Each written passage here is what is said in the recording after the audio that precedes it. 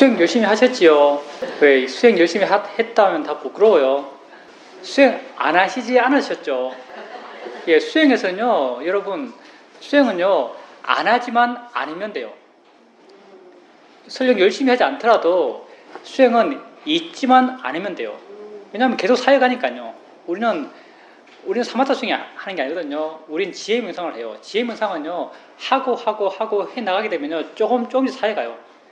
있지만 아니면 돼요. 저도 별로 수행 열심히 안 하지만요, 지나보면 언제나 지혜는 더 깊어져 있어요. 일상의 삶을 살아가는 여러분들이요, 수행을 안 있는 걸로 수행의 목적을 삼으십시오. 있지 않는 걸로. 우리 불교 수행 왜 해요, 여러분? 예, 정답입니다. 목적이 분명해야 돼요. 수행의 목적은 내가 뭐 대단하게 되고 내가 뭐 초월적인 존재가 되고 이런 게 아니에요. 수행의 목적은 고통받지 않기 위해서 수행하는 거죠. 이건 부다께서 맨 처음 가졌던 문제의식이에요. 부다가 왜 출가했죠? 뭐 돈문 나가니까 늙은 사람 보이고, 소문 나가니까 병든 사람 보이고, 북문 나가니까 죽은 사람 보이고, 남문 나가니까 수행자가 보여서 이런 늙음, 죽음, 병듦이 자신의 삶의 문제라고 인식한 거죠. 자기도 늙고 자기도 죽고 자기도 병든다는 걸 알아서 그 문제의식을 심각하게 느꼈기 때문에 그것 해결하려고 출가한 거예요. 그것 해결하려고 수행자의 삶을 시작하신 거죠. 불교를 맨 처음 시작할 때부터요, 목적이 뚜렷해요. 내 고통을 줄이기 위해서 수행하는 거예요. 뭐가 잘 되려고 하는 게 아니고요. 내게 있는 고통의 문제를 해결하기 위해서 수행하는 거죠. 그래서 부다께서 펴고 있는 모든 불교적 이론적 전개들은요, 다 여기에 기초하고 있어요. 부처님이 어느 숲에 가서 한 줌 나뭇잎을 주우면서 이런 말을 했다죠. 비구들이요, 숲에 있는 나뭇잎이 많으냐, 내 손에 쥐어진 이 나뭇잎이 많으냐. 그러니까 비구들이 이구동성으로 숲에 있는 나뭇잎이 많다라고 이렇게 말했죠. 그러니까 부다께서 하신 말씀이, 그래, 숲에 있는 나뭇잎이 많다. 내가 맨 처음 성도하면서 깨달음의 내용은 이 숲의 나뭇잎만큼 많았다. 그렇지만 내가 너희들에게 가르쳐주는 내용은 이 손에 쥔 나뭇잎 정도를 가르쳐준다. 그렇지만 이것으로 충분하다. 이것으로 고통에서 벗어나는 걸로 충분하다라고 이렇게 말하죠. 작은 내용을 가르쳐주지만 이 내용이 고통으로부터 벗어나기에 충분한 내용들이죠. 왜냐하면 불교는 원래 맨 처음부터 그렇게 시작한 가르침이기 때문에, 뭐 종교라는 것도 별로 의미가 없고요. 그냥 가르침이요. 그런 실천 방법을 부다께서 가르쳐 주신 거죠. 모든 철학 학문들은 다 나름 세계를 바라보는 시각이 있어요. 뭐 화학 같은 경우는 세계를 뭐 질소, 산소, 탄소 이렇게 세계를 보겠죠. 이런 어떤 화학 구성물로서 세상을 바라보겠죠. 이 세상을 보는 방식이요. 물리 같은 경우는 세상을 힘, 운동, 방향 이런 걸로 물리는 세상을 보겠죠. 불교는 세상을 뭘로 볼까요? 불교는 세상을요, 알무로 봐요. 불교는 세상을 알무로 봅니다. 이게 상유단 니카에 보면은, 상유단 니카에가 제목 자체가 주제별로 묶은 경이죠. 불교의 주제가 이렇게 드러나 있어요. 상유단 니카에. 맨 처음은 가르침에 시가 나오는 걸 묶어놨어요. 이건 별 의미가 없고요. 이건 주제하고 좀 떨어졌어도 형식을 말하는 거 있죠. 시가 있는 경제를 묶어놓은 그의 상유단 니카야 1권이죠. 보통 번역할 때는 주제별로 권을 따지니까 1권이고, 상유단 니카야 2권. 2권은 뭘로 묶었어요? 뭐 알아야 되는 게 아니에요. 이건 몰라도 돼요. 전혀 중요하지 않습니다. 2권은 연기로 묶어져 있죠. 연기로. 연기가 나오는 이야기로 묶어져 있어요. 연기가 뭐예요? 연기에서 가장 유명한 구절은 이것이 있으면 저것이 있고 이것이 없으면 저것도 없다. 이게 붙은 연기라 그래요. 연기가 뭐냐면요, 연기는 곧 알미 일어나는 어떤 패턴이에요. 우리에게 알미 어떻게 일어나죠? 보여지는 것이 있고 보는 것이 있어서 이게 일어나요. 이게 연기예요. 이 연기적 구조를 부다께서 이렇게 설명하는 거죠. 안이비 설신의 많이 들어봤죠? 절에서 안입이 설신의 색성량 미촉법. 이게 뭘 말하죠? 이게 연기를 말하는 거예요. 왜? 안과 색이 만나요. 그래서 봄이 일어나요. 이 연기죠. 소리와 이가 만나요. 귀죠. 소리와 귀가 만나요. 그래서 들음이 일어나요. 또 냄새와 코가 만나요. 맛봄이 일어나는 거죠. 맛과 혀가 만나요. 이 맛봄이 아니라 냄새 맡음이 일어나고요. 맛봄은 지금이요. 맛과 혀가 만나서 맛봄이 일어나는 거죠. 다 뭐죠? 알미 일어나는 거잖아요. 연기가 곧 알미 일어나는 거예요. 알미 일어나는 패턴, 구조를 연기라고 하는 거죠. 그걸 안이비설신이 색선행 미촉으로 이야기하고 있고, 좀 더 줄여서는 이것이 있으므로 저것이 있고 이것이 없으면 저것도 없다. 우리는 이 수행에서는 대상과 마음이라고 말하죠. 우리 수행에서 쓰는 독특한 언어입니다. 수행처마다 나름 자기들 수행을 설명하기 위한 어떤 도구들이 있어요. 우리 이런 안이비설신이 색선행 미촉법의 구조를 우리 수행민에서는 대상과 마음이라고 말해요. 2권은 3권은 뭐죠? 예, 3권 오온. 아는 건 별로 안 중요해요. 3권 오온. 오온이 뭐예요? 예, 색수상 행식. 말은 잘하죠. 색수상 행식. 색수상 행식이 왜 색수상 행식으로 나눴어요? 오온이란 건요, 우리 알미 진행되는 진행 과정을 어느 단계 구분해서 만들어낸 거예요. 우리가 알아요. 눈 뜨고 보죠. 알면 일어나면요. 눈 뜨고 볼 때 맨 먼저 생겨나는 게 뭐냐면 뭔가 보인다는 거예요. 저기 노란색이 됐든 파란색이 됐든 벽이 됐든 동그랗게 됐든 뭔가 눈을 향해 오잖아요. 뭔가 보이는 물질이 있어요. 이게 오온에서 첫째죠. 뭐예요? 색. 오는 물질이 있는 거죠. 물질이 있을 때 이렇게 오게 되면 온 물질과 이 색이라 그러고 눈에서 일어나는 것을 안식이라고 그러죠. 안식이 이렇게 만나요. 만난 걸 12연계에서는 촉이라고 그러고요. 이렇게 만나면 반드시 생겨나는 게 느낌이에요. 부딪혔으니까 느낌이 생기겠죠. 우리가 흔히들 느낌이라 하면요, 몸의 느낌만 느낌이라고 생각하는데 모든 부딪힘에는 느낌이 있어요. 눈에서도 느낌이 있고 귀에서도 느낌이 있고 몸에서도 마음에서도 느낌이 있는 거죠. 들어와서 안식과 보이는 것이 만나서 부딪혀요. 여기서 생기는 게 느낌이죠. 느낌이 바로 오온의 두 번째죠. 색수죠. 느낌이 생겼어요. 느낌이 생기면 이 느낌을 갖고 우리는 이게 뭐구나. 저건 노란색이구나. 저건 파란색이구나. 라고 해석해요. 이 해석을 한자로 뭐라 그래요? 이걸 상이라고 해서 상. 해석을. 색수상이 난 거죠. 상이 생겼어요. 상이 생기면 그 다음 뭐가 따르나요? 와, 저거 예쁘네. 저거 추하네. 갖고 싶네. 신뢰. 이런 마음의 의지작용들이 일어나는 거죠. 이런 마음의 의지작용을 행위라고 해요. 그리고 이런 모든 마음작용들이 일어날 수 있는 어떤 기본적인 마음의 풀 같은 걸 식이라고 하는 거죠. 우린 식의 가장 두드러진 특성인 안다는 것 갖고 우리는 식이라고 그러죠. 아비담에서는 식을 80바퀴를 이야기하죠. 이런 마음들이 일어날 수 있는 풀들, 이거 식이라고 그래요.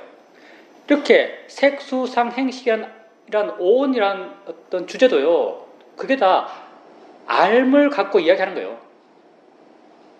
사군이 뭐죠? 6가지 감각기관. 6가지 감각기관은 말할 필요도 없죠. 눈은 보고요, 귀는 듣고요, 몸은 느끼고요, 코는 냄새 맡고, 입은 맛봐요. 다 알미 일어나는 거죠. 불교 주제는요, 다 알미예요. 화학이 산소, 탄소로 세상을 보고 물리가 힘과 운동, 방향으로 세상을 보듯이 불교는요, 알므로 세상을 보는 거예요. 불교가 관심 있는 세상은요, 객관적 세상이 아니에요. 불교는요, 객관적 세상에 관심이 하나도 없어요. 불교는 오직 내가 아는 세상에 관심이 있어요. 그래서 불교의 세상을 이야기할 때 우리는 18개란 말을 해요. 18개가 어떤 세상이에요? 눈과 보이는 것과 눈에서 일어나는 안식, 소리와 귀에서 일어나는 이식, 세 개가 6개 되죠. 6개 곱하기 3 하면 18 되잖아요. 이게 18개예요. 불교의 세상이 모든 게 이게 18개예요. 그럼 불교에서 말하는 세상은 뭐죠? 다 내가 아는 세상이에요. 불교는요, 내가 아는 세상 이외에 관심이 없어요. 왜 관심이 없을까요? 왜 불교는 내가 아는 세상 이외에 관심이 없을까요? 붓다의 한 줌 나뭇잎이기 때문에. 무슨 말인가 하면 내가 알지 못하는 세상은요, 내 고통과는 무관하기 때문에. 나의 고통은 오직 내가 아는 세상에서만 생기기 때문에. 여러분이 모르는 것에 고통받을 수 있을까요? 여러분 모르는 것에 고통 많이 받죠, 사실은요. 아들을 몰라요? 근데 고통스러워요? 어제 친구랑 싸웠는데 지금 친구가 내게 안 보여요? 근데 고통받아요? 여러분은 모르는 것에 많이 고통받죠. 왜? 그거 있었기 때문에. 내가 절벽에서 붕 뛰었어요. 붕 날아서 땅에 쿵 부딪혔죠. 떨어질 때 공포스러웠고 땅에 부딪혀서 아팠어요. 고통받았죠. 어떤 사람이 내게 물어요. 당신 왜 그때 그렇게 고통스러웠습니까? 라고 물어요. 그래서 내가 이렇게 대답하죠. 나는 중력 때문에 고통받았어. 라고 말했어요. 이 말이 맞는 말일까요? 이 말은 우리 실제 삶에서는 틀린 말이죠. 우린 중력 때문에 고통받을 수가 없어요. 근데 떨어진 건 중력 때문에 떨어졌어요. 그런데 떨어지는 것은 중력 때문에 떨어졌지만 우린 중력 때문에 고통받을 수가 없어요. 왜? 중력은 알아지지 않기 때문에. 내가 고통받았던 것은 뛸 때 알아진 무중력감, 떨어질 때 알아진 바람 스치는 소리, 땅과 부딪힐 때 알아진 부딪힌 느낌. 내가 고통받았던 건요, 다 내게 알아지는 것 때문에 고통받아요. 불교가 고통의 문제를 해결하는 것이 불교적 이상이기 때문에요. 고통이 알면서 생겼기 때문에요. 불교는 세상을 알물 기준으로 보는 거예요. 목적이 그거니까. 목적에 맞춰서 수단이 난 거예요.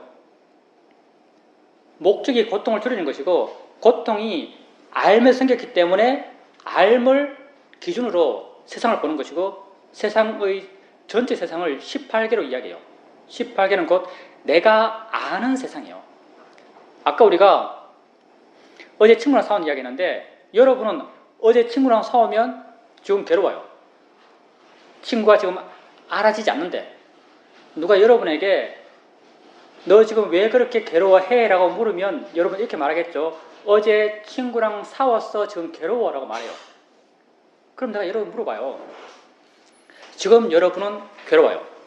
그럼 여러분의 괴로움이 어제 친구랑 싸웠기 때문에 괴로워요? 아니면 친구랑 싸운 생각을 지금 하기 때문에 괴로워요?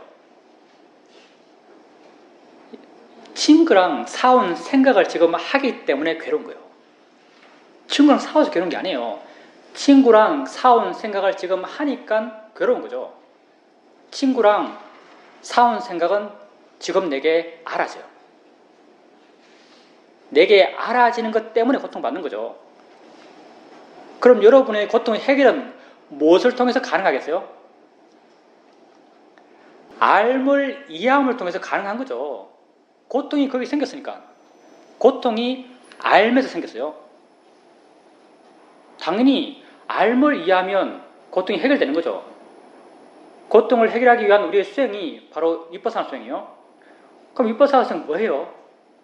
알물 관찰하는 게 위퍼사나 수행이에요. 위퍼사나 지혜문상 별것 아니에요.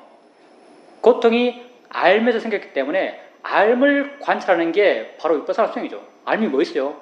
보험이 일어나고요. 들음이 일어나고요. 느낌이 일어나고요. 냄새, 맛, 생각이 일어나는 거예요. 이게 암들이에요. 이걸 알아가는 것, 알아처럼 해나가는 것, 이게 위퍼사나 수행이죠. 알미란 게요, 굉장히 재밌어요. 여러분이 알므로 살아가는데 우리가 거의 전 인류적인 착각 속에 사는데요. 우리는 우리 밖의 세상을 안다고 생각해요. 내가 내 밖의 세상을 알면서 산다고 생각하는 거죠. 근데 놀랍게도요, 사실은 나는 내 밖의 세상을 알며 살지 않아요. 여러분이 이것 볼 때 여러분 믿죠? 나는 내 앞에 30cm 떨어져 있는 이 병 뚜껑을 본다 라고 믿어요. 여러분 이거 봐요? 아니면 여기서부터 온 무엇을 봐요? 눈에서 뭐 나가요? 이게 실장 법을 이해하는 가장 쉬운 예입니다. 사실은요. 이걸 봐요. 우린 내 밖에 있는 걸 본다고 믿죠. 근데 여러분 눈에서 뭐 나가는 게 아니에요. 뭔가 내 눈을 향해 온 걸 보는 거죠. 온 걸 봐요. 다시 말하면 나는 내 밖의 세상을 아는 게 아니에요. 온 걸 마음이 해석해서 이 모양이 만들어졌어요. 이 모양에 대한 믿음이 워낙 강하겠지만요. 사실은 이 모양은요. 내 눈에 온 것을 내가 해석해서 만들어낸 것이요. 우리는 내가 내 마음이 해석한 세상을 알며 사는 거죠. 그럼 이 해석은 얼마나 객관적인가? 우린 또 설령 이게 해석이라 하더라도요. 이 해석의 거의 100%의 객관성을 부여해요. 무슨 말이냐면 내가 이걸 이렇게 보면 저 거사님도 이걸 이렇게 볼 거야. 이렇게 믿어요. 왜 이렇게 믿죠? 저 사람이 어떻게 보는지 모르거든요. 저 사람이 어떻게 보는지 몰라요. 그래서 우리는 내가 이걸 이렇게 보면 다른 이도 이걸 이렇게 볼 거라고 믿어요. 이 믿음에 뭐가 있냐면요. 나는 내 밖의 것을 본다고 믿기 때문에 그래요. 당연히 내 밖의 것을 저 사람 밖에 있는 걸 볼 거니까 밖에 있는 건 하나이기 때문에 내가 보듯이 저 사람도 본다고 생각해요. 근데 이걸 해석이라고 생각하면요. 내가 해석한 대로 저 사람은 해석할 것인가? 그렇게 해석 안 하죠. 당연히. 내가 보는 대로 다른 사람은 세상을 안 봐요. 왜냐하면 해석에는요. 자료가 필요해요. 뭔 자료가 있어야 해석을 하죠. 근데 이 자료가 각자 다 달라요. 닭이 한 마리 울고 있으면요. 우리는 꽃게라고 듣죠. 미국 사람은 이걸 카커두들두라고 들어요. 닭 소리는 두 소리인가요? 닭 소리는 한 소리예요. 근데 나는 이걸 꽃게라고 듣고 미국 사람은 카커두들두라고 들어요. 왜 그렇죠? 자료가 다르니까. 해석을 각자 다 다르게 해요. 우리는 이렇다라고 믿는 대로 그렇게 관념을 시켜요. 심리학 실험 가운데 이런 시험이 있죠. 지금 D가 시커매요. 지금 벽이 있고 벽 앞에서 한 50명 되는 사람이 막 춤을 추고 있어요. 음악 나오고 디스코 추고 있는 거죠. 막 춤을 추고 있는 거죠. 그때 벽문이 살짝 열려요. 뒤에서 누가 한 명씩 나와요. 나와서 그 사람들과 어울려서 막 춤을 추고 놀아요. 그러다가 나중에 끝날 때쯤 돼서 싹 들어가요. 앞에 관중이 한 100명쯤 그걸 지켜보고 있어요. 이 100명에게 물어봐요.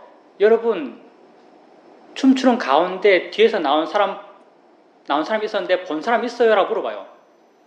몇 명이 봤을까요? 아무도 못 봐요. 이걸 아무도 못 보는 거죠.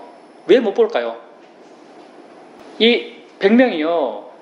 뒤에 구멍이 있을 거라고 아무도 안 믿어요. 누가 뒤에서 나올 수 있다는 가능성을 전혀 마음에 두고 있잖아요. 내가 있다고 믿는 것만 보는 거예요. 있다고 믿지 않는 건 볼 수가 없어요. 그렇게 나중에 그 영상을 찍어서 영상을 보면요. 그 사람은 아주 두드러지게 나타나요. 근데 아무에게도 안 보여요. 왜? 있다고 믿지 않기 때문에. 우리 알미란 게요. 굉장히 재밌어요. 여러분이 알므로 살아간 여러분이 여러분 자신의 이런 알므 이런 남들을 알아가는 거죠. 알아가요. 알아갈 때 이런 알므를 통해서 우리는 고통받는데 이렇게 어떻게 관념화 시킨다는 것까지도요. 우리 고통과는 무관해요. 관념 자체가 고통은 아니죠. 그럼 우리 고통은 어디서 오는가? 우리가 어떤 걸 체험했기 때문에 오는가? 아니면 어떤 체험에 대해서 내가 나의 견해 때문에 오는가? 내가 미얀마에 있을 때 이런 체험을 해보죠. 수영으로서 수영하고 있어요. 수영을 바깥쪽에서 개 두 마리가 아주 강하게 싸우고 있어요. 이렇게 개가 싸울 때 내 마음엔 화가 나요. 근데 화가 쉽게 잦아들죠. 왜냐하면 걔들을 어떻게 하겠어? 이런 마음이 있어요. 그리고 좀 뒤에 또 수행해 나가다가 수행을 뒤쪽에서 수행자 두 사람이 소곤소곤 떠들어요. 그때는 화가 아주 불같이 일어나요. 너무 화가 나서 참을 수가 없어서 일어나서 따지죠. 왜 수행을 해서 떠드냐고. 나는 그때 고통받았죠. 소리가 수행에 방해됐기 때문에. 나는 화가 났고 고통받았어요. 그럼 나는 왜 화났을까요? 소리 때문에 화났을까요? 아니면 소리에 대한 견해 때문에 화났을까요?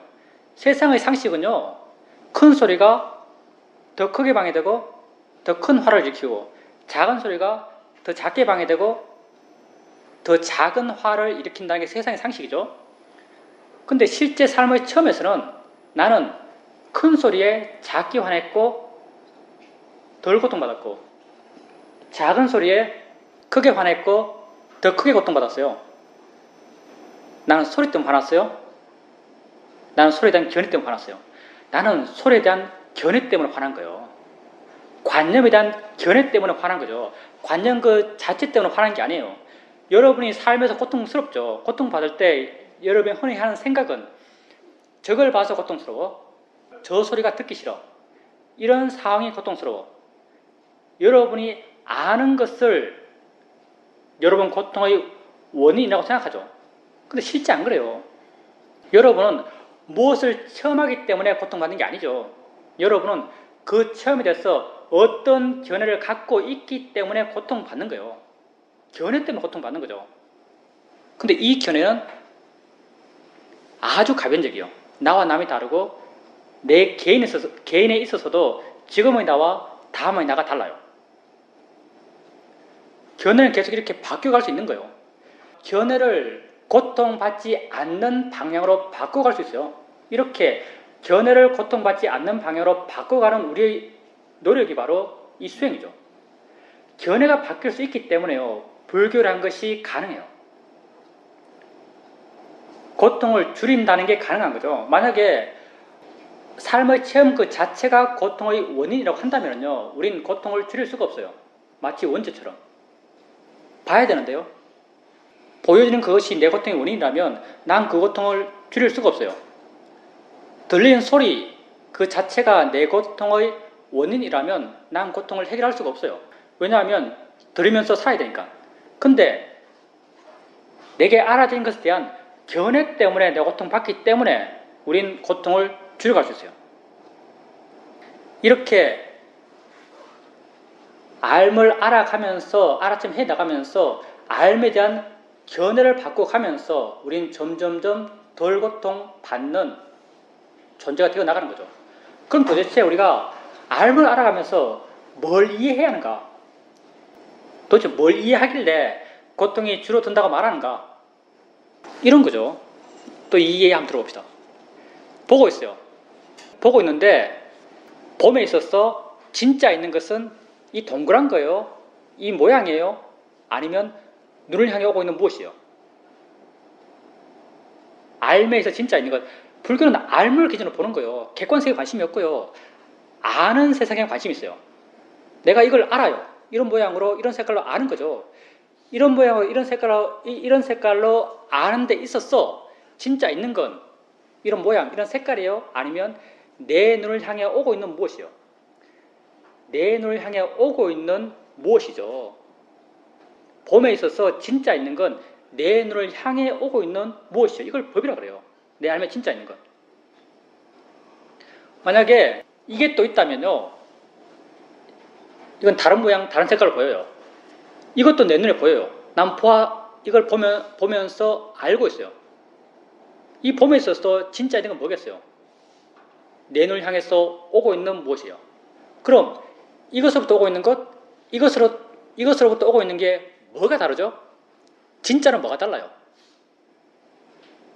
진짜는 꼭 같죠. 왜냐하면 진짜는 곧 법이죠. 법에 있어서는 모양도 색깔도 위치도 크기도 없으니까 여기서부터 뭐가 오고 있는데 이 오고 있는 게 어떤 색깔이에요? 어떤 모양이에요? 어디에 있어요? 얼마나 커요? 없어요, 이런 거.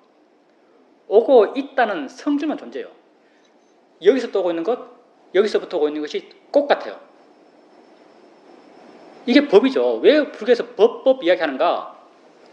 이 두 개가 내 알매에 있어서 실제로는 같다면은 내가 이 둘 가운데 하나를 좋아하고 하나를 싫어할 수 있을까요?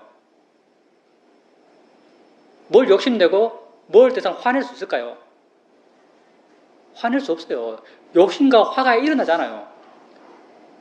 알매에서 실제 있는 것, 그걸 법이라 그러고요. 알매에 있는 실제를 이해하면요, 그 알미 만들어내는 관념, 이런 모양, 이런 색깔, 이런 형태, 이런 위치, 이런 관념들이죠. 알미 만들어내는 관념에 대해서 내 마음은 자유로워요. 왜냐하면 실제는 똑같으니까. 내가 지금 내 앞에 아름다운 꽃이 있고 서가는 생선이 있습니다. 눈을 뜨고 보고 있어요. 아름다운 꽃, 서가는 생선. 다른 감각계를 무시하고 보는 것만 이야기해봅시다. 눈 뜨고 보고 있는 거죠. 보통의 사람들은 아름다운 꽃 보면 욕망 일으키고 썩어가는 생선 보면 화를 내요. 보기 싫어하고 피하려고 그러고. 그런데 법을 이해한 사람, 실제는 뭐예요? 봄에서 실제 내 체험은 뭐죠? 둘 다 늘 향해 뭔가 오고 있다는 거예요. 이걸 우리 수행 그룹에서는 이름 붙이기를 보여지는 성질이라고 이름 붙이고 있어요. 내 눈을 향해 뭐가 오고 있어요. 오고 있는 이건요, 꽃으로부터 오고 있는 것과 썩어가는 생선으로부터 오고 있는 게 꼭 같아요. 이걸 이해한 사람에겐요, 꽃에 대한 욕망도 썩은 생선에 대한 화도 일어나잖아요. 우리가 왜 이렇게 느낌 알아가고 생각 알아가고 소리 알아가고 알아차림 해나가는가? 이렇게 알아차림 해나가는 것은요, 그 알매의 실제가 뭔지를 이해하고 싶기 때문이에요. 그 실제가 법이고요. 실제를 이해하면 그 알면 결국 만들어낸 게 관념이죠. 색수상이잖아요. 상을 만들어요. 상을. 알면. 이렇게 알미 만들어낸 상, 노란색, 빨간색, 사람, 아내, 남편, 아들 다 상이에요. 이런 알매 진짜 있는 게 뭔지를 이해하면요, 상으로부터 마음이 자유로워요. 마음이 자유롭다 하는 것이 바로 고통받지 않음이죠. 그럼 우리가 수행해 나간다는 것은 곧 법을 이해하기 위해서 수행해요. 법을 이해하려면요, 법을 이해할 수 있는 마음이 돼야죠. 어떤 마음이 법을 이해할 수 있을까요? 법을 이해할 수 있는 마음의 조건은요, 경전에서 부탁해서 여러 가지를 말해요. 오근, 오력, 칠각지, 팔정도 다 법을 이해할 수 있는 마음의 조건을 여러 기준에서 말하고 있는 거죠. 법을 이해할 수 있는 마음의 조건을 만들어 가기 위해서 우리가 수행을 시작하면서 알아차림 해왔어요.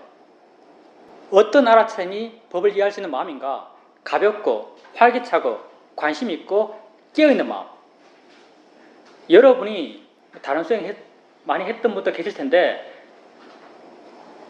많은 수행들은요, 수행을 통해서 되고자 하는 마음 상태가 가라앉아 있고 편하고 한 대상에 머물러 있고 힘있고 내가 알고자 하는 것만 알아지고 다른 건 안 알아지고, 이런 마음 상태를 수행해서 좋은 마음이라고 말을 해요. 그리고 많은 수행자들이 그런 마음 상태가 되기 위해 노력하죠. 근데 이렇게 마음을 개발해 나갈 때 이런 마음은 주로 사마디를 개발해가는 마음이죠. 사마디. 근데 오력에는요, 사마디만 있는 것이 아니고 오력에는 노력이라는 것도 있어요. 노력은 마음의 활발함이요. 일반적으로 수행해서 좋은 마음이라 하는 이런 마음은요, 법을 이해할 수 있는 마음이 안 돼요. 법을 이해할 수 있는 마음은요, 좋은 여러 가지 마음의 균형됨이요. 아니, 부탁해서 왜 이 좋은 마음들을 전체적으로 37조도품이라고 그래요. 숫자 세보면 37개죠. 37개인데 중복된 게 많거든요. 쭉 줄이면은 세보지 않았지만 한 10개에서 13개쯤 될 것 같아요. 10개에서 15개 정도? 37개지만 줄이면 몇 개도 안 돼요. 근데 왜 부탁해서 오근 따로, 오력 따로, 칠각기 따로, 팔중도 따로 이렇게 따로따로 묶음 이야기했을까요? 그냥 쭉 펴서 수행해서 이러한 열 몇 개 되는 좋은 마음을 개발해라고 하면 될 건데 왜 오력, 오근, 칠각지, 팔정도, 사여의족 뭐 이렇게 따로따로 묶음을 줬겠어요. 붓다는 균형을 이야기하고 싶어서 이렇게 한 거죠. 균형. 오력을 말한다면 이건 이런 소리도 많이 나오죠. 오력. 오력은요. 알아차림은 대꾸된 게 없어요. 균형이 이루어질 게 없어요. 고요함이 있어요. 고요함. 고요함은 노력과 균형을 이루어야 돼요. 고요함은 마음이 가라앉는 거죠. 노력은 마음이 새로운 대상에 활발하게 반응하는 거예요. 이 두 성질이 반대예요. 고요함은 가라앉는 마음, 침잠된 마음이요. 노력은 깨어있는 마음, 활발한 마음이요. 이 두 마음이 반대잖아요. 반대를 한 묶음에 두고 있어요. 왜? 균형을 맞추기 위해서. 균형이 중요하기 때문에. 왜? 우리는요, 지혜가 나고자 하고요. 지혜는 균형 속에서 일어나기 때문에. 또 하나의 균형이 신심과 지혜의 균형이죠. 신심은 어떤 마음이요? 신심은 하나를 믿는 마음. 다른 가능성을 생각하지 않는 마음. 뭐에 붙어 있는 마음. 이런 게 신심이에요. 지혜는 뭐죠? 지혜는 수많은 가능성을 생각하는 마음. 관심을 옮겨가는 마음. 이게 지혜예요. 이 두 성질이 반대죠. 이 두 성질을 왜 한 묶음에 두고 있겠어요? 이 둘의 균형을 이야기하고 싶어서 그런 거죠. 우리가 수행할 때 내가 기초 수행 법부터 했지만 우리 수행 가장 기본적인 우리 수행의 형태는요. 대상을 가볍게 알고 다른 게 나타나면 다른 걸 옮겨가는 거예요. 가장 기본적인 형태죠. 느낌 알고 소리가 들리면 소리로 옮겨가고 또 다른 소리 들리면 다른 소리로 옮겨가고 이렇게 해나갈 때 느낌, 소리들을 알아갈 때 이 느낌과 소리를 가볍게 알라 그러죠. 점점 더 가볍게 알아요. 이렇게 가볍게 알아갈 때 수행하는 마음은 내게 알아지는 것으로부터 많이 물러나요. 멀어지니까 당연히 덜 자극받죠. 덜 자극받으니까 덜 동요해요. 덜 동요하는 게 바로 사마디죠. 사마디 이 말의 번역어가 우리나라에서는 보통 집중이에요. 이건 번역어 가운데 거의 최악의 번역이죠. 집중이 사마디가 아니에요. 집중은 사마디를 가져올 수 있는 하나의 활동이에요. 사마디는 마음이 그냥 고요한 거예요. 근데 집중하게 되면은 집중되는 대상에 점점 마음이 들러붙기 때문에 다른 대상이 점점 안 알아져요. 안 알아지기 때문에 덜 동요해요. 덜 동요하기 때문에 사마디가 생기는 거죠. 집중 자체가 사마디가 아니에요. 이런 집중을 빨리 이런 앞바나 사마디, 우리 말로 몰입삼매 이렇게 말하죠. 하나에 몰입해 가면서 생기는 사마디, 이 몰입삼매예요. 사마디가 집중이 아니에요. 우리는 어떤 사마디를 키우고 가는가? 우리는 대상을 가볍게 알아요. 가볍게 알고 다른 생각 나타나면 쉽게 가요. 쉽게 가요. 점점 수행하는 마음은 지금 현재 알아챌 만한 대상으로부터 점점 물러나요. 물러나니까 덜 자극받고 덜 자극받으니까 덜 동요해요. 덜 동요하니까 고요한 거예요. 덜 동요함, 이게 바로 고요함이죠. 근데 대상이 계속 바뀌어가요. 대상이 바뀌어가지만 그 순간순간 아는 대상으로부터 마음은 자유로워요. 동요하잖아요. 대상이 좋아할 것도 싫어할 것도 아님을 이해하는 지혜가 있기 때문에 그렇죠. 대상이 바뀌어가지만 고요한 것, 이런 고요함을 까니카 사마디라고 하죠. 까니카라는 말이 순간이란 말이에요. 왜 순간인가? 대상이 순간순간 바뀌어가거든요. 이걸 찰나삼매라는 거예요. 찰나삼매. 왜 찰나인가? 대상이 찰나찰나 바뀌어가기 때문에 그래요. 찰나찰나 대상이 바뀌어가지만 이 찰나의 대상이 돼서 내 마음은 동요하잖아요. 이게 까니카 사마디예요. 그래서 고요함과 활발함을 함께 키워가야 되기 때문에 여러분 이 수행에서 가장 기본적으로 방법을 대상을 가볍게 알고 쉽게 대상을 바꿔가는 걸로 이야기하는 거죠. 가볍게 할 때 고요함이 생기고 쉽게 대상을 바꿔갈 때 나타나면 쉽게 반응하고 또 나타나면 쉽게 반응하고 이 반응이 점점 빨라지고 마음이 점점 활발해져 가는 거죠. 이렇게 고요함과 활발함의 균형을 맞춰가는 거죠.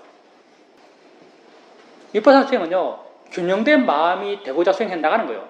이렇게 마음의 균형이 있을 때 알아차림, 고요함, 지혜, 신심, 노력이 다 원인과 결과로 서로 묶여있는 마음이요. 그 순환 구조로 묶여있는 거죠. 나는 알아차림 해 나가지만 바르게 알아차림 해 나가게 되면 뒤에 따라오는 결과들, 고요함, 지혜, 신심, 노력들이 다 함께 따라와요. 나는 알아차림밖에 안 하지만. 이렇게 좋은 마음의 균형이 맞을 때 이해가 생기는 거죠. 이해라는 게 뭐냐면 딴 게 아니에요. 보고 있을 때 보여지는 게 진짜구나라고 이해하는 거죠. 여러분이 지금 이렇게 사유적으로 내가 이렇게 설명하면 사유적으로 그렇겠다라고 이해하잖아요. 이해하죠? 이런 이해도 안 되면 곤란해요. 뭐 보고 있을 때 보여지는 게 진짜다. 이 손이 진짜가 아니다. 보여지는 게 진짜다. 꽃이 진짜가 아니다고 이해해요. 이런 이해가 마음에 생겨나죠. 이게 사유고 문해죠. 이럴 때 여러분이 수행해 나가면서 알아차림해요. 길을 가고 있는데 길가에 치어 죽은 고양이가 있어요. 순간 마음이 화들짝 놀랐어요. 이때 여러분이 이런 발언 견해를 일으키는 거죠. 고통은 견해 때문에 생겼으니까. 어떤 발견을 일으키는가? 저건 보여지는 것일 뿐이야 란 발언 견해를 일으켜요. 죽은 고양이가 아니야. 내게 진짜 있는 건 보여지는 것일 뿐이야 라는 발언 견해를 일으켜요. 일으키면 마음이 변하죠. 어떻게 변해요? 물러나는 마음으로, 가벼운 마음으로, 자유로운 마음으로 변해요.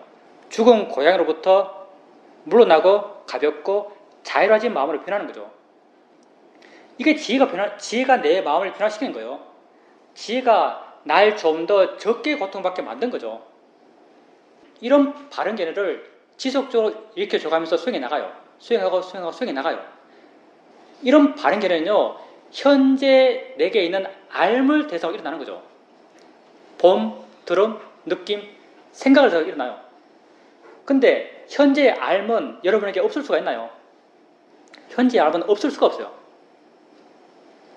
점점 처음에는 이런 지혜를 여러분 의도적으로 보이는 거야, 들리는 거야, 느낌일 뿐이야, 생각일 뿐이야, 일으켜주고 하면서 약간 지혜가 작용하고 지혜가 작용하고 이렇게 해나가요. 근데 이게 일주일이 되고 한 달 되고 1년이 되고 10년이 되면요, 점점 이런 지혜가 내재돼요. 마음은 무한히 빨라요. 보는 순간 이미 봄에 대한 지혜가 어느 순간부터 있어요. 듣는 순간 들음에 대한 이해가 어느 순간부터 있어요.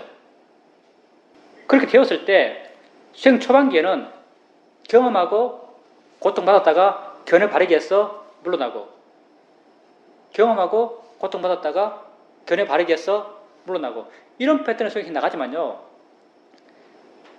이 지혜가 성숙하게 되면 아예 처음부터 다가가질 않아요. 아는 순간 이미 지혜가 있기 때문에.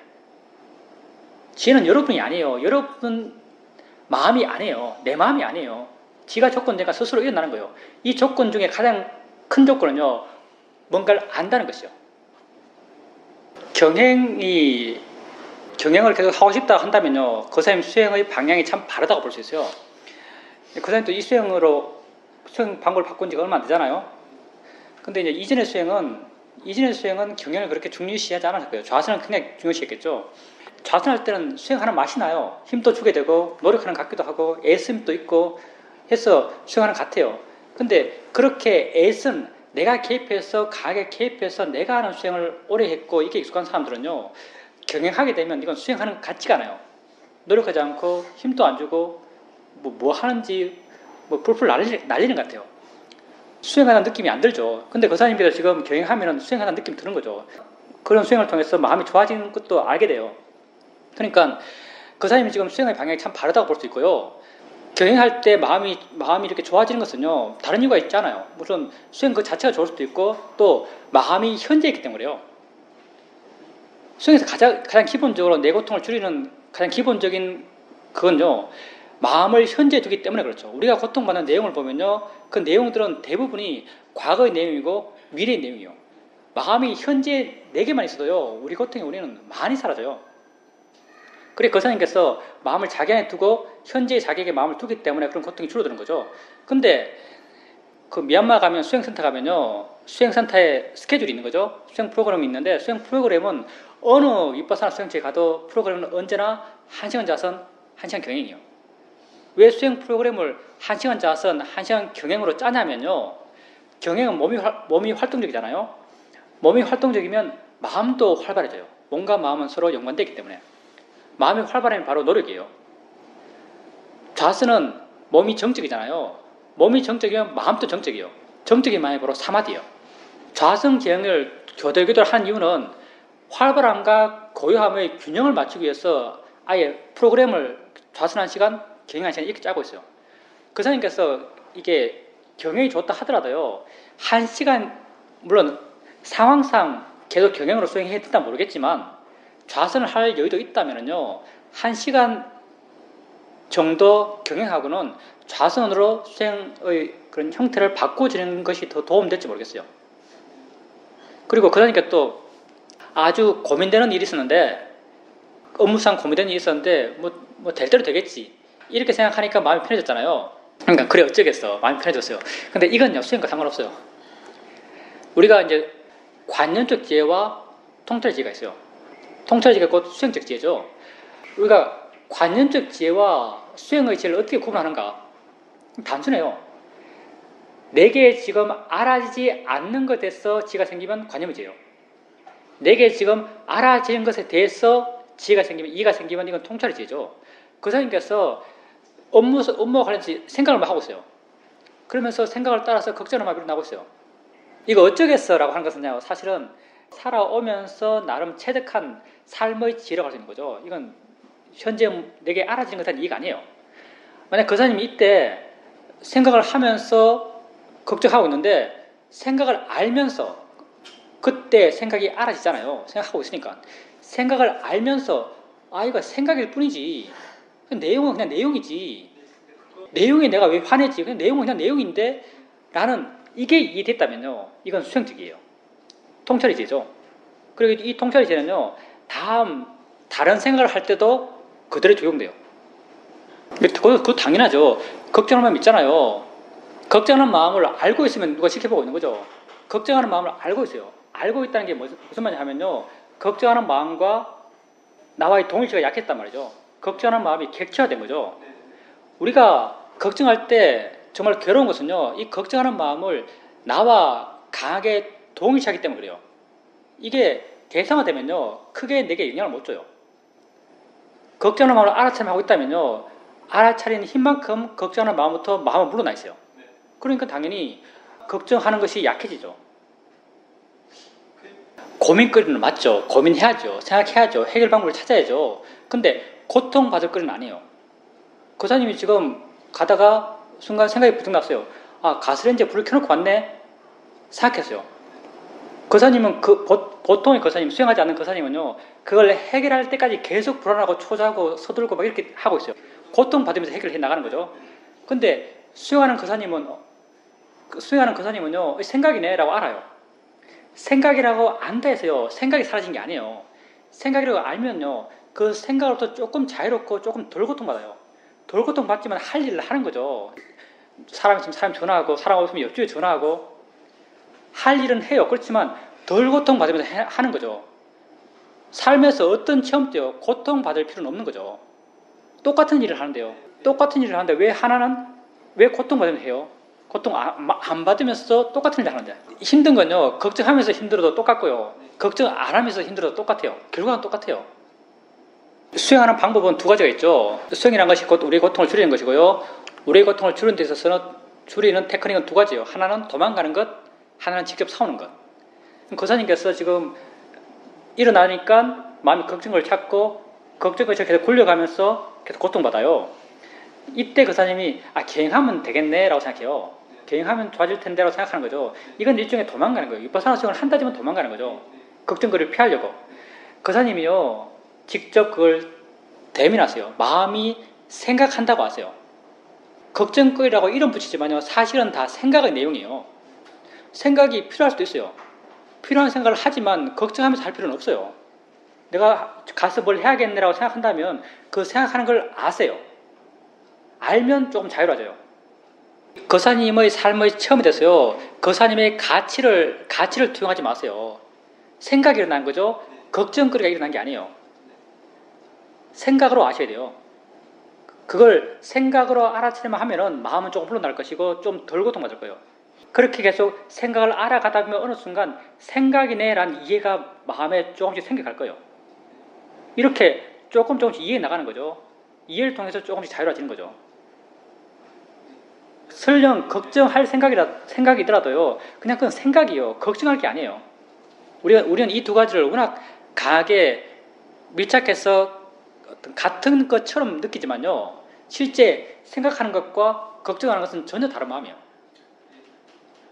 그리고 거사님 수행 이야기 들어보면요, 거사님이 수행, 물론 인터뷰지만, 인터뷰가 거사님 수행을 얼마나 100% 표현할 수는 없겠지만, 거사님 인터뷰를 통해서만 들어보면 거사님이 수행해 나갈 때의 목적은요, 좀 편해지는 것, 마음이 가라앉는 것, 걱정 덜하는 것, 이런 것에 포인트를 많이 두고 있죠. 근데 이건 잘못된 거예요. 이게 수행의 결과예요. 수행에서 두 가지 측면이 있는 거죠. 수행의 과정이 있고 수행의 결과가 있어요. 수행의 결과는 편해지고 자유로워지고 고요해지고, 이게 수행의 결과예요. 수행의 결과를 상징하며 수행하면요, 조금씩 욕심이 개입하고요. 욕심이 개입하게 되면 마음이 경직되고요. 마음이 경직되면요, 이 경직이 점점 내 마음의 밸런스를 무너뜨려요. 아주 심한 경우는요, 수행 안 한 게 한 것보다 낫겠다라는 생각을 하게 돼요. 정말 이런 사람도 없잖아요. 수행한 사람들 가운데. 수행자는 언제나요, 수행의 과정에 관심을 둬야 되고요, 과정을 고민하셔야 돼요. 수행의 과정이 뭐냐면요, 어떤 에너지로 수행해야 되냐면 결과를 갖고 오기 위한 에너지가 아니고요, 내게 지금 알아지는 것을 이해하고자 하는 마음으로 수행하는 거예요. 느낌, 이게 뭔지 이해하고 싶어 하는 거예요. 이발 느낌 다르게 느껴져요. 정말 이게 다른가 아니면 같은가를 이해하고 싶어요. 법회 시간에 같다 그러는데 정말 같은가? 난 다르게 느껴지는데? 손의 느낌과 팔의 느낌이 같은가 다른가? 난 지금 발을 안다고 생각되는데 내가 정말 발을 아는가 느낌을 아는가? 이렇게 거사님에게 알아지는 것을 이해하고 싶어하는 마음으로, 이해하고자 하는 마음으로 수행하는 거예요. 그리고 그게 이해되었을 때 거사님이 바랬던 수행적 결과가 나타나요. 그건 통찰지가 그렇게 나고요. 통찰지는 준비 없이 그냥 순간 확 일어나요. 이거네? 라고 확 일어나는 게 통찰지고요. 수행의 과정에 생기는 것이고, 통찰의 지혜가 나기 위한 사전의 지혜들 존재하죠. 이게 들어서 하는 지혜, 생각해서 하는 지혜죠. 문해와 사이죠. 문해와 사이는 분석적 지혜를 할 수 있어요. 거사님이 문해와 사이를 쓰세요. 그것 또한 이해하고자 하는 노력이죠. 거사님이 발을 디디면서 발바닥에 느낌이 나타나요. 느낌을 보면서 이게 느낌이 진짜인가? 발이 진짜인가? 이건 사해를 할 수 있어요. 사해가 수해가 날 수 있는 조건이 돼요. 사해를 분석적으로 이해한다고 봐도 좋아요. 예, 그렇게 해보십시오. 이해하고자 하는 마음으로 수행하는 거예요. 어떤 결과를 내기 위해 수행하는 게 아니에요.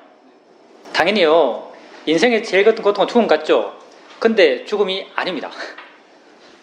아까 우리가 고통이 어디에서 생긴다 그랬어요? 고통은 알면 생기잖아요. 우리 삶에 있다고 하는 것은요, 다 알아지는 것을 가지고 있다고 해요. 알아지지 않는 것은 없다 그래요. 불교에서는. 불교적 세계관이죠. 불교의 세계에서 죽음이 있는가? 불교의 세계에서는요, 죽음이 없어요. 왜? 죽음을 모르니까. 죽음 알아요? 몰라요. 죽음이 뭔지 모르는데요. 죽음 체험하지 않아요. 죽음은 내게 알아지지 않아요. 내게 알아지지 않는 것은요, 없어요. 그럼 우리에게 있는 건 뭐냐면요, 죽음까지의 시간이 있겠죠. 죽음까지의 삶이 있는 거예요. 우리에게 있는 건 언제나 삶이 있는 거죠. 삶은 곧 알미예요.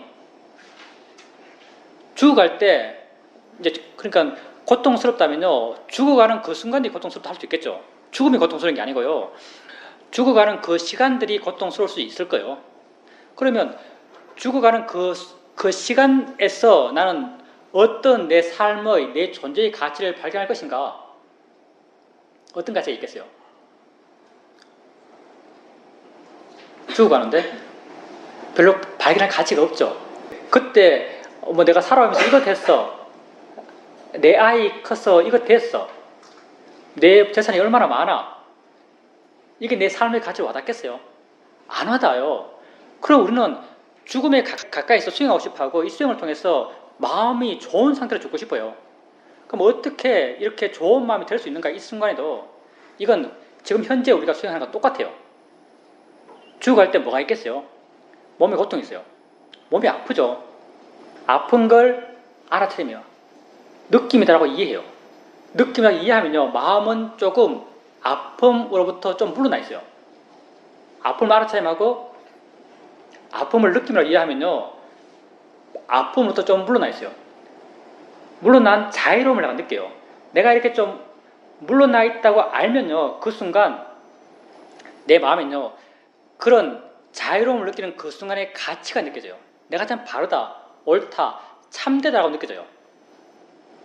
이걸 불교에서는 신심이라고 그래요. 나 자신의 신심이요. 내 삶에 대한 신심이죠. 이런 굳건함이 마음이 있어요. 그때 불안감이 있어요. 불안하죠. 불안한 마음이 일어났어요. 그럼 나는 불안한 마음을 알아차림해요. 아, 불안감이 있네.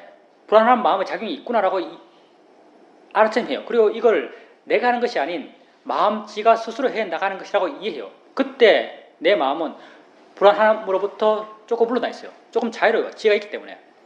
이런 자유로움을 보면서 나는요, 그 순간의 가치를 느껴요.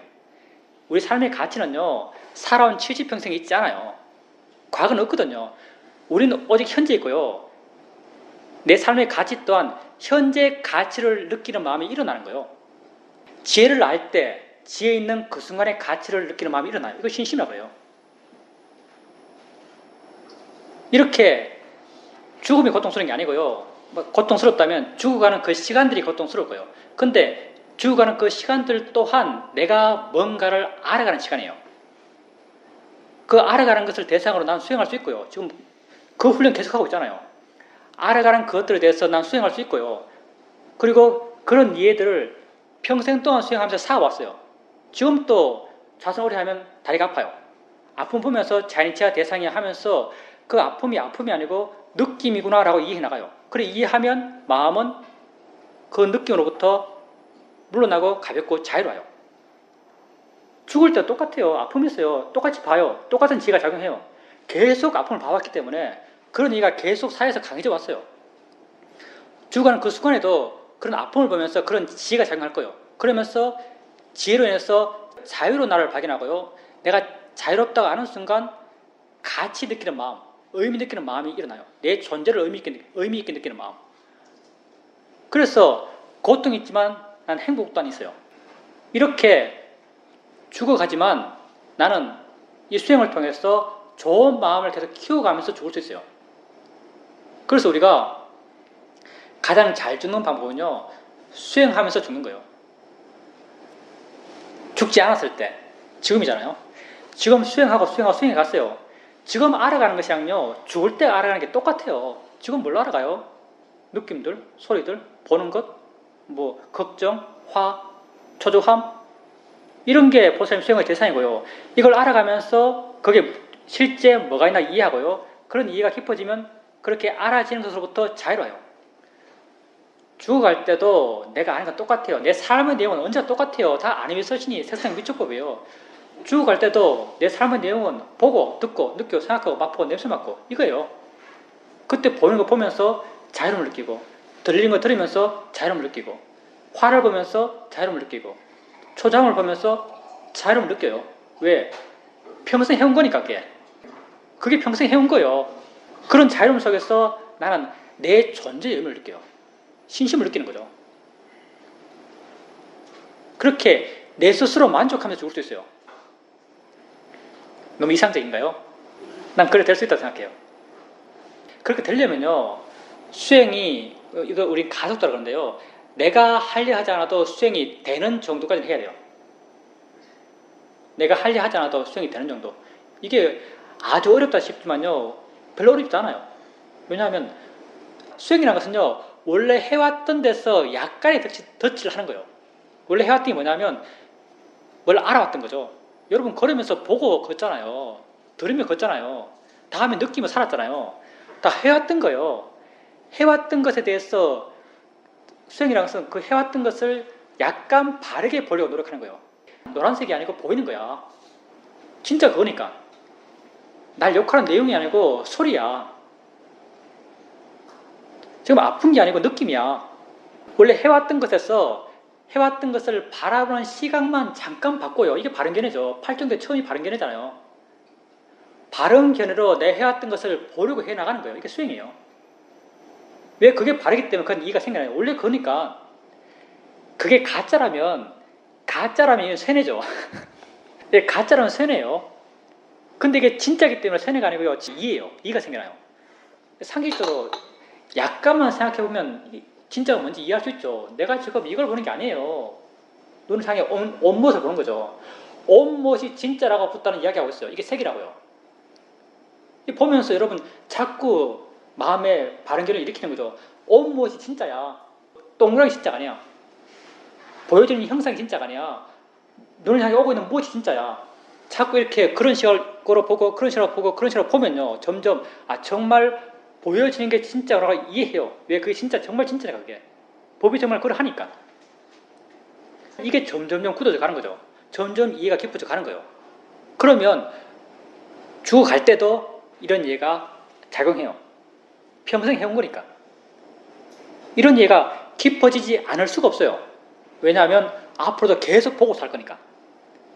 앞으로도 계속 느끼고 살 거니까. 앞으로도 계속 화내고 살 거니까. 계속 보고 깊어지고 보고 깊어지고 보고 깊어지고 계속해 나가요. 죽기 직전에도 우리는 이걸 봐요. 뭐 죽기 직전에 뭐 딴 거 할 거 있어요? 수행하는 것이 가장 자신을 위한 거예요. 그게 어떤 상황에서 어느 시간에 수행하는 게 좋다가 아니고요. 상황이 어떻게 되었든 시간이 어떻게 되었든 그 상황과 시간에서 수행하는 것이 가장 자신을 위한 거예요. 그건 똑같은 말이죠. 육기과 육체는 같은 말이고요. 우리 감각기관을 이야기하는 거예요. 18개를 이야기할 때 우선 눈 같은 경우 보면요. 눈의 경우는 보여지는 게 있어요. 이게 색이죠. 보여지는 것. 그리고 눈이 있어요. 청정론에서는 눈의 감성 물질이라고 하죠. 보여지는 것을 감지하는 물질이 있어요. 이게 사실은 우리가 알고 있는 눈동자와 달라요. 이게 안근이고 안처를 알 수 있겠죠. 육근 육처예요, 이게. 육근 육처에 눈의 경우에 육근 육처죠. 이게 눈이 있어요. 눈의 감성 물질이 있는 거죠. 눈의 감성 물질과 이게 만날 때 이 만남을 기준으로 해서 눈에 아는 마음이 일어나요. 이게 안식이죠. 이 세 가지가 만나는 거죠. 이 세 가지 만남을 촉이라고 그러고요. 귀에서도 이 세 가지가 일어나고 몸에서도 코에서도 입에서도 마음에서도 이 세 가지가 일어나요. 이 세 가지가 6개 되어서 이게 18개가 되는 거죠. 18개란 곧 알므로 이루어진 세상이고요. 알므로 이루어진 세상에서 이 알을 누가 만들었는가? 내가 만들었어요. 내가 만들었기 때문에 18개의 세상에서 나는 천상천하 유아독존이에요. 부탁해서 태어나서 하신 말씀이죠. 천상천하 유아독존. 내가 잘났단 말이 아니고요. 알므의 세상에서 내가 유일해요. 그러니까 이 말 하는 거죠. 천상천하 유아독존. 뭐 하늘, 땅, 우주에서 내가 제일 잘났어. 이 말이 아니에요. 알므의 세상에서 이 세상을 내가 만들었으니까요. 18개 세상은 내가 만든 거예요. 내가 만든 세상에서 나는 당연히 제일도 아니죠. 유일신이에요, 사실. 그런 의미에서 천상천하 유아독존이라는 말을 한 거죠. 우리가 얼마나 어리석어요. 세상은 여러분이 만들었죠. 그렇죠? 세상이라서 객관적 세상이 아니에요. 여러분 말하지만 불교는 객관 세상에 관심이 없죠. 불교는 내가 아는 세상에 관심이 있어요. 내가 아는 세상은요, 내가 만든 거예요. 저런 모양도, 저런 색깔도, 저런 사람도, 저 소리의 내용도, 이런 생각까지도 다 내가 만든 거예요. 내가 만든 세상에 내가 가치를 부여해요. 이거 아름다운 것, 추한 것, 걱정할 것, 두려울 것, 내가 가치를 부여해요. 내 가치에 따라서 내 마음이 반응해요. 걱정의 반응, 두려움의 반응, 초장의 반응. 이 반응에 따라서 나는 고통받아요. 이게 얼마나 어리석은 구조예요. 내가 만든 세상에서, 내가 만든 세상을 사실 내 멋대로 만든 세상이에요. 아까도 말했지만 나와 남이 이 세상을 공유하지 않아요. 하나를 봐도, 닭소리를 들어도 나는 꽃게라고 세상을 해석하지만 미국 사람은 카커두들두라고 세상을 해석해요. 내가 해석한 세상 속에 난 살아요. 그리고 이 해석에 대해서 내 고유의 가치를 투영하는 거예요. 이걸 나는 좋아하지만 다른 사람은 싫어할 수 있어요. 내 고유의 가치를 투영해요. 그리고 내 고유의 가치에 따라서 내 마음이 고통받는 거죠. 처음부터 내가 한 거고요. 마지막도 내가 한 거예요. 내 고통의 원인은 순수하게 나 자신이죠. 그리고 내 고통의 원인이 순수하게 나 자신이기 때문에 내 고통의 원인을 내가 해결할 수 있어요. 순수하게 나 자신이 해결할 수 있어요. 남이 해결하지 못해요. 왜? 다 내가 만든 거니까. 붓다도 내 고통을 해결할 수 없죠. 붓다가 가르쳐 준 것은 단지 이렇게 하면 고통이 사라져, 고통이 줄어들어라는 해결하는 방법을 가르쳐 줄 수 있어요. 근데 그 해결의 길은요, 내 스스로 가는 거죠. 예, 그게 뭐 어떤 측면에서 아주 자연스럽죠. 수행 때 욕심을 해요. 욕심 없으면 수행하겠어요? 수행할 때 뭐가 잘 될 것 같으니까, 좋아질 것 같으니까 수행해 나가는 거죠. 근데 중요한 게 뭐냐면 바르게 수행하는 게 중요해요. 바른 수행이라는 게 어떤 수행이 바른 수행인가 하면요, 욕심을 줄여가는 수행이 바른 수행이에요. 물론 화도 줄여야죠. 욕심과 어리석음을 줄여가는 수행이 바른 수행이에요. 수행을 시작할 때는 대부분 욕심을 시작해요. 근데 수행의 과정에서 우리는 욕심과 화와 어리석음을 줄여가는 수행을 해나가는 것이고, 이런 욕심과 화와 어리석음을 줄여가는 도구, 그건 바른 견해예요. 견해를 바르게 해나감으로써 우리는 그런 욕심과 화와 어리석음을 줄여가는 거죠. 욕심, 화, 어리석음이라는 것도요, 다 대상을 갖고 일어나요. 모든 마음은 대상을 가져요. 이게 아주 중요해요, 사실은요. 내가 워낙 말을 하니까 여러분 당연히 그렇겠지 생각하는데, 모든 마음은 대상을 가져요. 욕심 또한 대상에 대한 욕심이죠. 근데 이 대상을 우리는 자연의 이치로, 단지 대상으로 바른 길을 갖고 보려고 하는 거죠. 바른 길을 갖고 보려고 할 때 우리는 이 대상으로부터 물러나고 가볍고 자유로워져요. 이게 욕심이 줄고 화가 줄고 어리석음이 줄었을 때 생겨나는 마음이죠. 바른 수행의 방법이 중요한 것이고요. 당연히 욕심을 시작했고, 보살님이 수행할 때 욕심이 있을 거고요. 사실 앞으로도 수행할 때 욕심이 있어요. 별로 안 중요해요. 있고 없고는 다 있으니까. 근데 수행을 바르게 하는 게 중요한 것이고요. 수행하는 방법에 있어서 보살님에게는 좀 큰 변화죠, 사실. 보살님이 지금까지 집중수행을 많이 해왔고, 집중수행에서 좋아진 마음 상태에서 집착했었고, 수행하면은 그런 집중된 마음 상태에 대한 어떤 로바, 바람이 있었고, 없으면은 불만족스러움이 있고, 불만족스러우니까 다시 또 집중수행처를 찾아갔죠. 근데 이제 수행이라는 것은 현재하는 것이고, 현재 마음이 있는 것, 이게 수행이라고 이해하셨죠. 수행에 대한 이해가 그냥 단순해졌어요. 뭘 어떻게 돼야 되는 게 수행이 아니고요. 지금 마음이 내 자신에게 있는 것, 이게 수행이죠. 실제 수행을 어떻게 해 나가야 되는지 수행하는 방법에 대한 이해가 생긴 거죠. 그러면 보살님이 그런 이해가 있으면요, 그렇게 수행할 수 있어요. 보살님이 일상의 삶 속에서 보살님 또한 수행을 오래 하셨고요. 수행을 계속 해야겠다는 마음이 강하고요. 일상의 삶에서 수행하려고 노력해 왔어요. 근데 바람이 있는 수행을 하면요, 수행이 약간 경직돼요. 좌선을 얼마 해야 되고, 경영을 얼마 해야 되고, 시간 정해놓고 새벽 5시부터 6시까지 좌선하고, 이렇게 정해진 수행을 해 나가게 되고, 이렇게 수행하지 못하면 불만족스럽고, 이런 경직된 게 많거든요. 근데 보살님 지금 이해하는 그런 이해를 갖고 수행해 나가면요, 조금씩 삶이 수행이 돼 나가요. 내가 지금 설거지 하면서도 마음을 내게 두고 있으면 그건 알아차림이에요. 시장에 가서 물건 살 때도 마음을 내게 두고 있으면서 물건을 고르다면 그건 수행하고 있는 거죠. 수행과 삶이 점점 하나 돼 나가고요. 조금씩요, 결과를 찾으면서 결과가 생겼을 때 만족하는 마음, 이 옛날에 수행하는 마음이죠. 마음에서 지금 과정의 가치를 알 때는요, 과정의 가치를 아는 마음은요, 수행할 때 수행하는 그 자체의 가치를 느껴요. 내가 만약 마음이 내 안에 있다면 마음을 내 안에 두고 있다는 것의 의미가 느껴져요. 그게 내게 기쁨을 줘요. 다른 사람과 이렇게 이야기할 때도 이야기하면서도 내 마음을 내 안에 두면서 이야기해요. 내 마음을 내 안에 두고 있다는 이것의 가치가 느껴져요. 그러면서 그게 마음의 힘이 돼요. 일상의 삶에서 수행하는 것이 아주 중요하고요. 일상의 삶의 수행은요, 마음이 내 안에 있으면은 그건 수행하고 있는 거예요. 관심이 나를 향하고 있으면 그건 수행하고 있는 거죠. 그래서 일상의 삶에서 수행은요, 보살님이 뭐 신경을 쓴다면 주되게 신경 써야 할 것은요, 알아차림이 이어지는 걸 신경 쓰셔야 돼요. 알아차림이 이어져 나가는 것, 이게 중요해요. 그리고 알아차림이 이어지고 있다면 알아차림 방식은 이미 바르고요. 그리고 이해들은 보살님이 알든 모르든 생겨나고 있어요. 알아차림이 이어지게 해나가는 것을 염두에 두면서 그렇게 수행해 보십시오.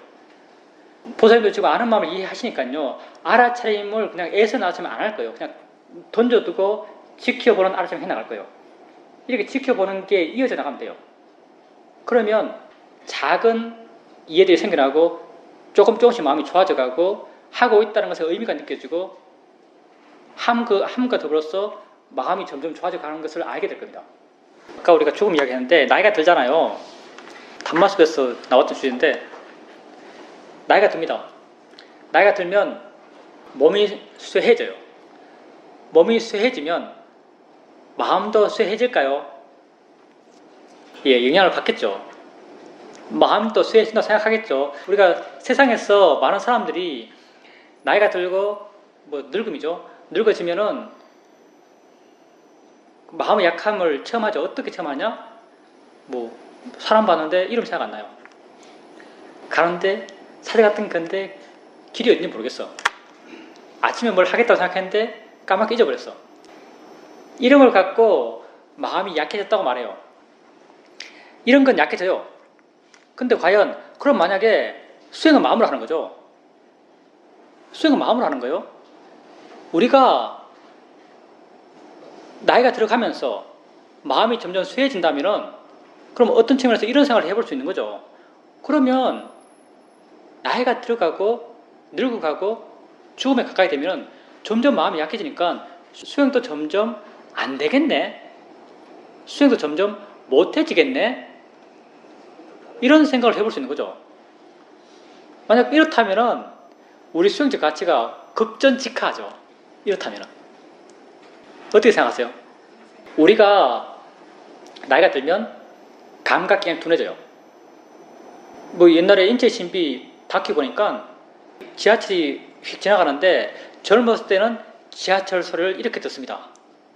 늙으면은 지하철 소리가 이렇게 들립니다. 라고 나오더라고요. 지하철 소리가 둔해져요.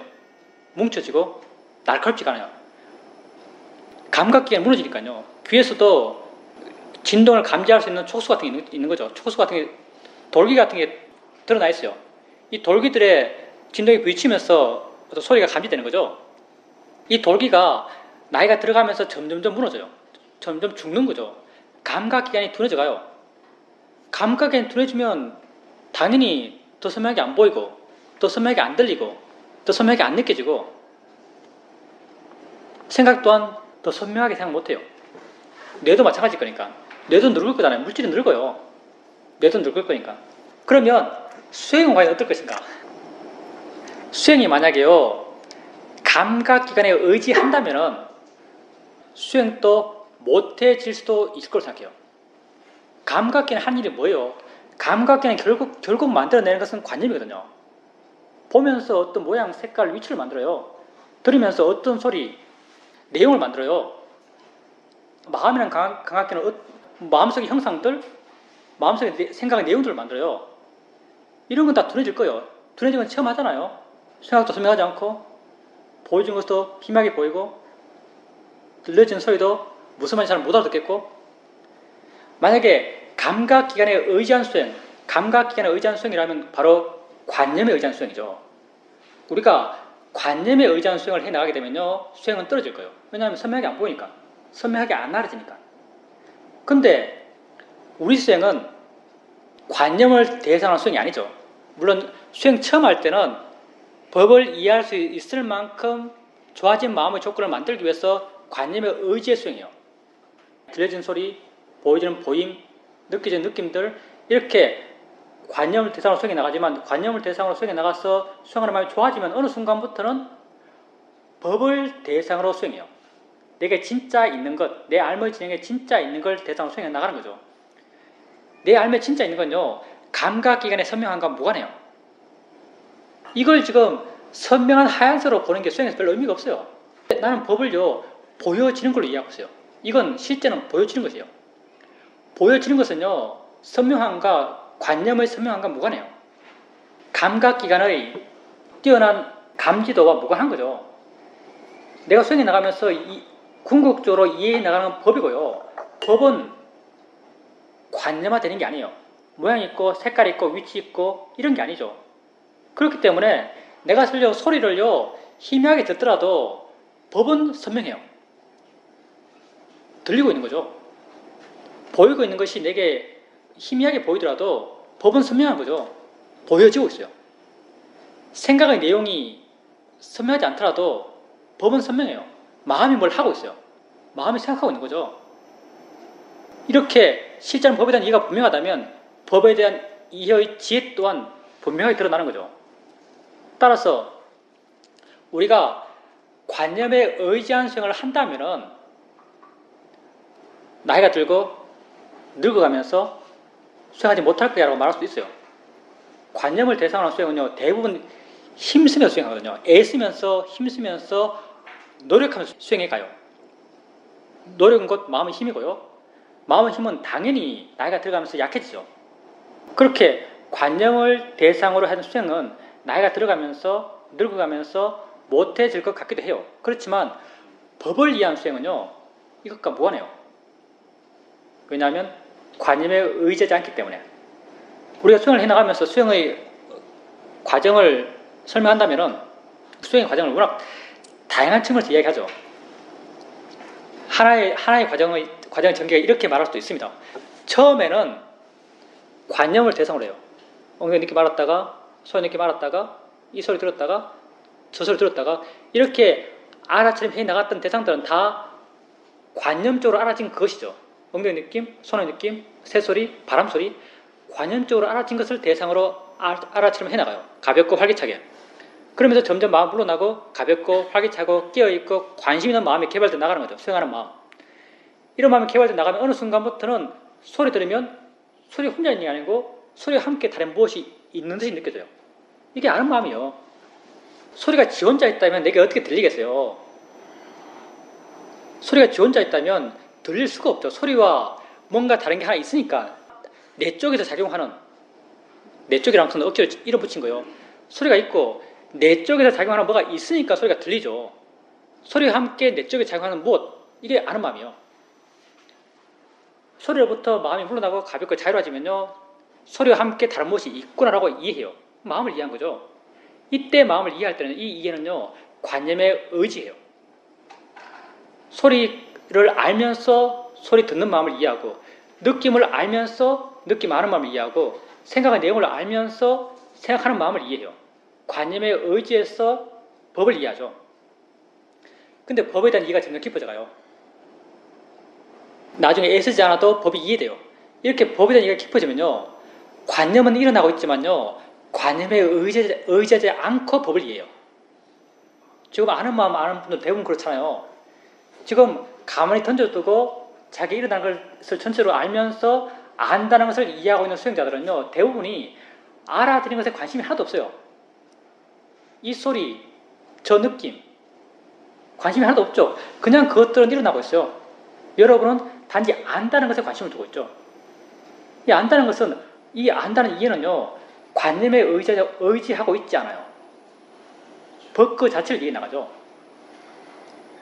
그러니 수행을 해나가고 수행이 능숙해지면요 관념과 무관하게 관념은 일어나고 있지만 관념과 무관하게 법을 이해해 나가요.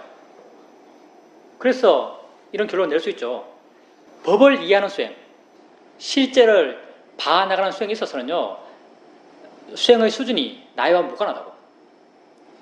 나이와 늙음과 무관하게 우리 감각기관이 무너지는 것과 무관하게 우리는 수행해 나갈 수 있고 그런 알아지는 것으로부터 자유로워질 수 있습니다. 법에 대한 이해가 뭐냐고요? 법이라고 하는 게 불교에서 크게 두 가지 의미로 써요. 하나는 붓다의 가르침, 이걸 법이라고 그래요. 하나는 내게 진짜 있는 것, 이걸 법이라고 그래요. 내게 진짜 있는 것, 나라고 하는 것은 알머의 진영이잖아요. 알머의 진영에 진짜 있는 것, 이걸 법이라고 그래요. 그러면 이걸 이렇게 봐요. 아까도 이야기했죠. 이걸 봐요. 이 동그란 것은 법인가? 동그란 것은 법인가? 동그란 것은 내 알머의 진영에 진짜 있는 건가? 진짜 있다면 이거 동그란 게 법이에요. 근데 이건 진짜 있는 게 아니죠. 이건 보면서 하는 거죠. 볼 때 동그란 게 내 눈을 향해 오는 게 아니고요. 동그랗지 않고 네모진 것도 아니고 흰색도 아니고 검은색도 아니고 노란색도 아닌 뭔가가 내 눈을 향해 오고 있는 거죠. 뭔가 내 눈을 향해 오고 있는 게 있어요. 이거 분명히 있을 거잖아요. 사회적으로 충분히 생각할 수 있죠. 내 범의 진행에서 진짜 있는 건 내 눈을 향해 오고 있는 무엇이에요? 이게 진짜 있는 거죠. 이게 법이에요. 이걸 이해하는 것이 법을 이해한 거죠. 이게 이해되면요, 이 봄이 만들어낸 동그란 것, 네모난 것, 노란색, 파란색 이런 관념들로부터 마음은 자유로워요. 진짜랑 똑같으니까. 법은 다 똑같아요. 모든 보이는 것은 다 똑같아요. 진짜가 뭔지 알게 되면 가치가 두어지지 않아요. 가치를 두지 않으려고 하는 것은요, 당위적인 나의 노력이고요. 어떻게 봐야 된다는 당위성을 갖고 있는 것이고, 이게 의미가 없고요. 진짜가 뭔지 아까도 말했지만 수행하는 기본 에너지는 이해하고자 수행하는 거죠. 봄에서 진짜가 뭔지 이해하고 싶어 하는 거예요. 이해하면 가치가 안 두어져요. 진짜는 가치를 둘 수 없는 거예요. 우리는 어디에 가치를 두는가 하면요, 어떤 모양의, 색깔의, 위치의, 내용의, 리듬의 가치를 둬요. 진짜는 모양, 색깔, 위치, 크기, 리듬, 내용이 없어요. 진짜는 작용과 성질만 있어요. 작용과 성질이다, 보여지는 작용이라고 이해하면 당연히 가치가 안 두어지죠. 가치가 둘 거리가 없어요. 진짜를 이해하는 거예요. 진짜를 이해하면 가치가 두어지지 않아요. 그래서 수행하는 기본 에너지를 이해하려는 마음으로 수행하는 것, 그걸 수행의 기본 에너지로 말하는 거죠. 예, 나중에 알게 되실 겁니다. 지금처럼 계속 수행해 나가시면 나중에 알게 되실 거예요. 법이란 건 내게 진짜 있는 거예요. 그래서 이걸 빨리어는 빠라마트라 그러고, 우리나라로 번역할 때 이걸 궁극적 실체라고 번역해요. 진짜 있는 것, 이걸 엄청 어렵게 궁극적 실체라고 말하는 거죠. 소리는요, 그 사람이 말하는 소리나 지나가는 차 소리나 바람이 나무를 흔드는 소리나 소리 그 자체는 똑같아요. 사람 소리란 것, 이런 내용의 소리라는 것 다 내 해석이에요. 진짜는 내게를 향해 오고 있는 무엇이요? 바람 소리 또한 내게를 향해 오고 있는 무엇이요? 생각도 마찬가지죠. 생각의 내용은 언어로 되어 있죠. 언어로 되어 있잖아요. 그 언어는 다 관념이에요. 그 내용이 진짜가 아니죠. 진짜는 언어화된 관념을 일으킬 수 있는 어떤 작용이 존재하겠죠. 마음이 뭘 하고 있는 거예요. 한국 사람은 한국어로 생각하지만요, 미국 사람들은 영어로 생각해요. 진짜는 마음이 뭘 하고 있는 게 진짜예요. 마음이 뭘 하고 있는 것은요, 내가 남을 미워해 하는 생각을 하든 남을 좋아해 라는 생각을 하든 똑같은 거예요. 생각한다는 마음의 작용은 똑같아요. 마음이 생각한다고 이해한 것을 갖고 법을 이해했다고 말할 수 있어요. 실제를 이해한 거죠. 그건 이제 그 사람의 수행의 상태에 따라 다르겠죠. 생각 같은 경우, 번뇌로 한 생각 같은 경우는 내가 알면 많이 사라져요. 근데 삶에서 필요해서 하는 생각은요, 내가 알아도 사라지지 않아요. 그 사람이 생각을 알아침할 때 생각의 내용에 마음이 많이 가 있고, 생각을 알아침할 때 마음에 힘이 들어가고, 또 생각을 어느 머리라든가 어느 위치에서 생각을 한다면요, 이건 상당히 힘을 많이 쓰는 거예요. 그럴 때는 눌러서 생각이 안 일어날 수 있어요. 근데 그렇게 해 나가다 보면 자연스럽게 마음은 가벼워질 거고요. 나중에 생각하지만 생각을 계속 알아채면 할 수 있는 그런 체험도 해 나가실 겁니다.